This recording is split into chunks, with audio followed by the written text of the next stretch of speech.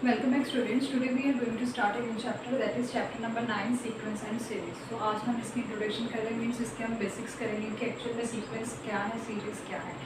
Okay. सो सबसे पहले आपको मालूम होना चाहिए कि सेट ऑफ नेचुरल नंबर्स कैसे होते हैं. मीन्स आपको सभी सेट्स वैसे आने चाहिए, बट जो सीक्वेंस का सेट्स है वो नेचुरल नंबर के ऊपर बेस्ड होता है. ठीक है. तो अगर मैं ये लूँ, ये किसकी नोटेशन है, सेट ऑफ नेचुरल नंबर की, तो इसका सेट किस तरह से लिखा जाएगा, 1 2 3 4 5 एंड सो ऑन. ठीक है. इसके अंदर कितने एलिमेंट्स है, इसके अंदर इनफाइनाइट एलिमेंट्स है. और अगर इसको नोटेशन में ऐसे लिख दो n n, इसका क्या मतलब है कि ये सेट ऑफ नेचुरल नंबर है, बट इसमें एलिमेंट्स कितने हैं, इसमें n एलिमेंट्स हैं. तो उसकी नोटेशन ये होती है, n एलिमेंट्स है तो मैं कैसे लिखूंगी, 1 2 3 4 5 सो ऑन n. सो ये एक सेट है जिसके अंदर कितने एलिमेंट्स हैं, जिसके अंदर टोटल n एलिमेंट्स है.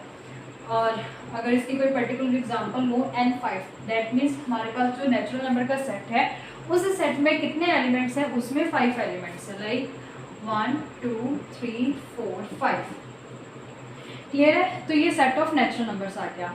फिर उसके बाद इसकी डेफिनेशन क्या है, इसकी डेफिनेशन है कि sequence is a non empty set.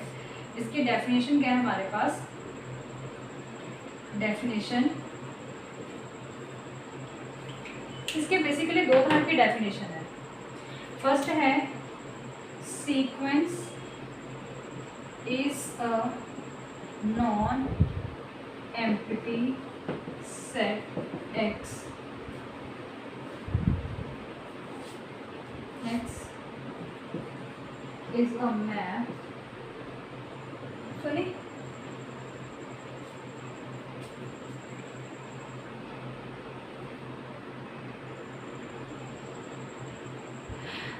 X is a map. Mapping कहाँ से लेनी है आपने, f लेना है. कोई भी आप अगर फंक्शन ले रहे हो, f from set of natural numbers to x.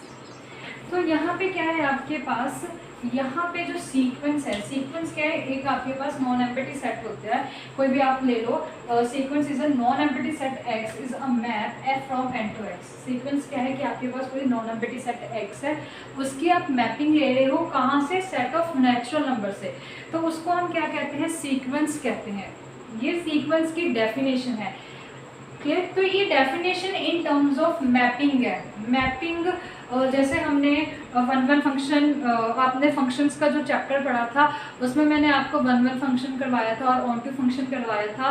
काफ़ी सारे टाइप्स करवाई थी फंक्शंस की. लीनियर फंक्शन करवाया था, constant function, even function, odd function. तो हमने काफ़ी सारे उसमें टाइप्स करी थी फंक्शंस की. उसमें हमने मैपिंग भी पढ़ा था. मैपिंग क्या होता है, जैसे कोई फंक्शन है, फंक्शन यहाँ पे आपके पास कोई भी डोमेन दी होती थी कि ये suppose set of natural number से कहाँ जा रहा है, सेट ऑफ, आपने वहाँ पे जो नोटेशन है वो x y के फॉर्म में पढ़ा था कि आप क्या कर रहे हो, मैपिंग ले रहे हो. ठीक है. सेट x की टू सेट y. अगर वो फंक्शन क्या आता है आपके पास, f of x is equals to x square. इसका क्या मतलब है, 1 की मैपिंग कहाँ होगी, 1 के ऊपर. मीन्स अगर आप 1 एज अ इनपुट डालते हैं तो आउटपुट क्या आ रहा है, 1 आ रहा है. यहाँ पे x की वैल्यू 1 है. अगर आपने इनपुट डाला है तो आउटपुट चेक करो क्या आएगा, 1 का स्क्वायर. ठीक है. फिर आप क्या कर रहे हो, इनपुट 2 डाल रहे हो तो आउटपुट क्या आएगा, 2 का स्क्वायर, दैट इज 4. मीन्स जब आप इनपुट 2 ले रहे हो तो आउटपुट क्या आ रहा है, 4. देन आप इनपुट अगर 3 ले रहे हो तो आउटपुट क्या आ रहा है, आउटपुट 9. तो ये एक तरह से आपके पास क्या है, मैपिंग है. मैपिंग किसकी, सेट x की टू सेट y. यहाँ पे आप x जो है वो सेट ऑफ नेचुरल नंबर ले सकते हो, सेट ऑफ होल नंबर्स ले सकते हो, रियल नंबर्स ले सकते हो, रैशनल नंबर्स ले सकते हो. कोई भी सेट हमारे पास आ सकता है. ठीक है. और y भी आपके पास कोई भी सेट हो सकता है, सेट ऑफ नेचुरल नंबर हो सकता है, होल नंबर हो सकता है, रैशनल नंबर्स हो सकते हैं, रियल नंबर्स हो सकते हैं. तो यहाँ पे भी आपके पास कोई भी सेट जो है वो आ सकता है. ठीक है. लेकिन जब हम सीक्वेंस की बात करते हैं बेटा, तो सीक्वेंस में ये चीज़ इंपॉर्टेंट है कि जो डोमेन का सेट है that should be set of natural number. अगर ये सेट ऑफ नेचुरल नंबर है तो हम इसको क्या कहेंगे, सीक्वेंस कहेंगे. अगर ये नेचुरल नंबर का सेट नहीं है तो ये हम कह नहीं सकते हैं कि ये सीक्वेंस है. और जहाँ पे आपके पास कोड डोमेन का सेट है उसके ऊपर कोई रिस्ट्रिक्शन नहीं है, वो कुछ भी हो सकता है। ठीक है, जैसे हमारे पास अगर सपोज x है वो r के इक्वल होता है, मतलब आपके पास नेचुरल नंबर से रियल नंबर की मैपिंग बनती है, तो आप ऐसे सीक्वेंस को क्या कहते हो? आप ऐसे सीक्वेंस को नाम देते हो रियल सीक्वेंस का।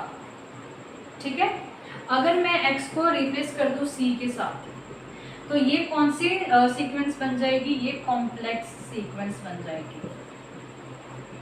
ठीक है, कॉम्प्लेक्स सीक्वेंस क्यों? क्योंकि डोमेन आपका सेट ऑफ नेचुरल नंबर्स में से आ रहा है, लेकिन जो सेट ऑफ कोड डोमेन है वो कहाँ से आ रहा है? कॉम्प्लेक्स नंबर से। तो ऐसे आप सीक्वेंस को क्या कहते हो? जो हमारे पास सीक्वेंस f आती है, उस सीक्वेंस f सीक्वेंस को मैं क्या कहूँगी कि जो सीक्वेंस f है वो क्या है? कॉम्प्लेक्स सीक्वेंस है। क्लियर है? अगर यहाँ पे मैं x की वैल्यू n लेती हूँ, n का क्या मतलब है? Finite set. फाइनाइट सेट है ना, यहाँ पे 1 से लेके n तक आपके पास रिस्ट्रिक्शन है कि जो लास्ट एलिमेंट है दैट इज n। यहाँ पे रिस्ट्रिक्शन नहीं, यहाँ पे लास्ट एलिमेंट कुछ भी हो सकता है। ये इनफाइनाइट सेट है, अंदर इनफाइनाइट एलिमेंट्स है। ठीक है, तो जहाँ पे आपके पास अगर मैं कोड डोमेन का सेट फिक्स कर दूँ कि फाइनाइट नेचुरल नंबर्स होंगे, तो ऐसे सीक्वेंस को आप क्या कहोगे? ऐसे सीक्वेंस को आप फाइनाइट सीक्वेंस कहोगे। ठीक है, और अगर आप x की वैल्यू n ही रखते हो तो वो क्या हो जाएगी? उस सीक्वेंस को आप क्या बोलोगे? उस सीक्वेंस को आप इनफाइनाइट सीक्वेंस बोलोगे। क्लियर है? तो ये बेसिक्स था कि एक्चुअल में सीक्वेंस है क्या। तो ये सीक्वेंस की जो मैंने डेफिनेशन बताई है आप लोगों को, ये डेफिनेशन किसकी है? ये मैपिंग के फॉर्म में डेफिनेशन है। ठीक है, तो सीक्वेंस की एक यही डेफिनेशन नहीं है, हमारे पास एक और डेफिनेशन है, वो भी मैं आपको बता देती हूँ।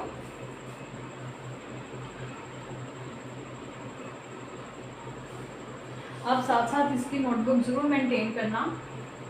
ठीक है, नेक्स्ट डेफिनेशन देखें।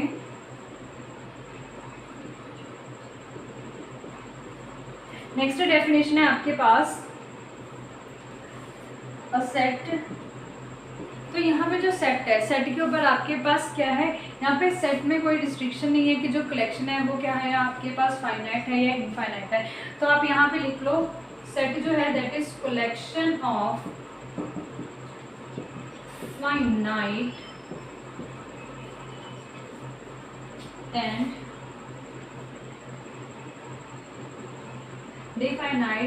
definite and distinct objects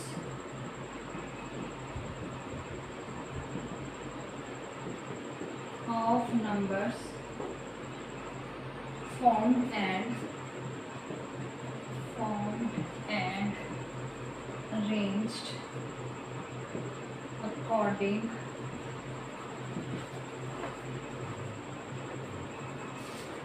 to some definite law is called a sequence। ठीक है, तो यहाँ पे आपके पास क्या है? डेफिनेशन क्या है सेट की? डेफिनेशन है कि a set collection of definite and distinct object. तो यहाँ पे आपके पास जो सेट है उसके जो कलेक्शन है दैट मे बी उसके जो एलिमेंट्स, जो सेट के एलिमेंट्स होते हैं वो इनफाइनाइट भी हो सकते हैं, फाइनाइट्स भी हो सकते हैं। तो उन्होंने बोला है कि जो कलेक्शन है वो डेफिनेट होने चाहिए प्लस डिस्टिंक्ट ऑब्जेक्ट। ये तो आपके पास सेट की ही डेफिनेशन लगी है, क्योंकि सेट की डेफिनेशन क्या होती है? वेल डिफाइंड होने चाहिए प्लस जो ऑब्जेक्ट्स हैं वो डिस्टिंक्ट होने चाहिए। सो उन्होंने बोला है कि जो सेट है उसके अंदर के जो एलिमेंट्स हैं अगर वो फॉर्म होते हैं या अरेंज होते हैं according to some definite law, means अगर आप किसी प्रॉपर प्रोसीजर के साथ, पर्टिकुलर इंटरवल के साथ अगर कोई एलिमेंट्स लिखते हो, ठीक है, जिसमें आपको कोई पर्टिकुलर पैटर्न मिल जाता है, तो आप उसको क्या कहते हो? सीक्वेंस कहते हो। ये आपके पास दूसरी डेफिनेशन है सीक्वेंस की। ठीक है, तो अगर हम कोई एग्जांपल है सीक्वेंस की, तो हमारे पास एग्जांपल्स में क्या आ सकता है?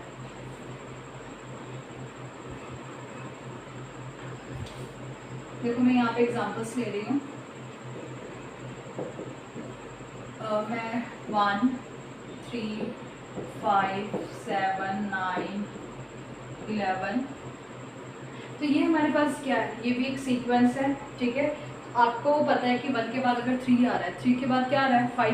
5 के बाद क्या आ रहा है 7, 7 के बाद क्या आ रहा है 9, 9 के बाद क्या आ रहा है 11। तो आपको 11 के बाद भी तो पता लग गया क्या आ रहा है, 11 के बाद क्या आ रहा है 13 आ रहा है। तो यहाँ पे आप इजीली जज कर सकते हो कि नेक्स्ट नंबर क्या आ रहा है। क्यों आप यहाँ पे 13 आपने कैसे जज कर दिया, क्योंकि आपको दिख रहा है कि एक पैटर्न फॉलो कर रहा है। इसमें क्या है कि आपके पास दो दो का डिफरेंस आ रहा है। 1 + 2 = 3, 3 + 2 = 5, 5 + 2 = 7, 7 + 2 = 9, 9 + 2 = 11 एंड 11 + 2 = 13। तो यहाँ पे एक पर्टिकुलर पैटर्न फॉलो हो रहा है। सो आप ये कह सकते हो कि ये एक सीक्वेंस में आ रहा है। क्लियर। इसकी जगह मैं कोई और लेना चाहूँ तो वो भी ले सकती, लाइक 2 4, ठीक है, 6 8 10 12 14 एंड सो ऑन। ये भी आपके पास क्या है सीक्वेंस है, ठीक है। और ये जो आपके पास एग्जांपल है ये आपके पास फाइनाइट सीक्वेंस की एग्जांपल है। क्लियर। अगर इनफाइनाइट सीक्वेंस करना है तो क्या करोगे, सिंपली 13 है उसके आगे डैशेस लगा दोगे, इसके आगे डैशेस लगा दोगे, ठीक है। तो ये किसकी फॉर्म बन जाएगी, ये फिर इनफाइनाइट सीक्वेंस की फॉर्म बन जाएगी। तो आपको टाइप पता लगी कि फाइनाइट सीक्वेंस की कौन सी फॉर्म होती है, जब आपके पास नंबर जो है वो लिमिटेड होते हैं बस, ठीक है। 2 4 6 8 10। तो ये किसके एग्जांपल्स हैं, ये फाइनाइट सीक्वेंस के एग्जांपल। क्लियर। तो अगर इसके जो टर्म्स हैं, हम टर्म्स की नोटेशंस भी लिख लेते हैं कि अगर मैंने फर्स्ट टर्म बतानी है तो उसको किस तरह से डिनोट करेंगे, सेकंड टर्म बतानी है उसको किस तरह से डिनोट करेंगे, ठीक है। देखो अगर मैंने यहाँ पे ये लिखना है कि सीक्वेंस की फर्स्ट टर्म कैसी है तो आप कैसे लिखोगे, a1 = 1, सेकेंड टर्म कैसी है a2 = 3, थर्ड टर्म कैसी है a3 = 5। जैसे आप APGP पढ़ते हो ना क्लास 10 में, एग्जैक्टली सेम ऐसे ही है, ठीक है। तो अगर आपको सीक्वेंस निकालनी है तो आपको मिनिमम 3 टर्म्स पता होनी चाहिए, उसके बाद आप सीक्वेंस इजीली निकाल सकते हो। अगर आपके पास 3 टर्म नहीं होगी तो मीन्स आपके पास पैटर्न नहीं होगा, और पैटर्न नहीं होगा तो आप नेक्स्ट टर्म नहीं बता सकते हो। सो जब भी आपको इस तरह के क्वेश्चंस करोगे सीक्वेंस के तो मिनिमम आपके पास 3 टर्म्स जो है वो गिवन होगी क्वेश्चन में। तो अब हम इसका एक न्यूमेरिकल कर लेते हैं।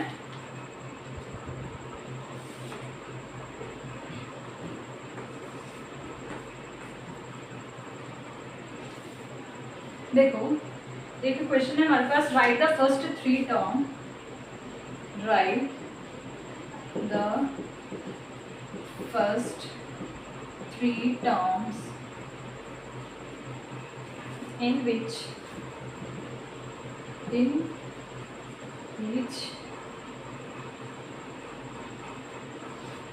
of the sequence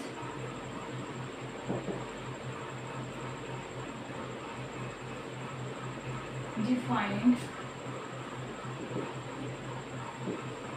by the following, ठीक है। तो फर्स्ट पार्ट है हमारे पास an = 2n + 5, ठीक है। फर्स्ट पार्ट हम ये वाले करते हैं। सो यहाँ पे उन्होंने बोला है कि फर्स्ट 3 टर्म्स निकालो, ठीक है। फर्स्ट 3 टर्म्स हमने निकालनी है और nth टर्म दी हुई है हमें, ये जो an है दैट इज nth टर्म, ये हमारे पास क्या है, ये nth टर्म है।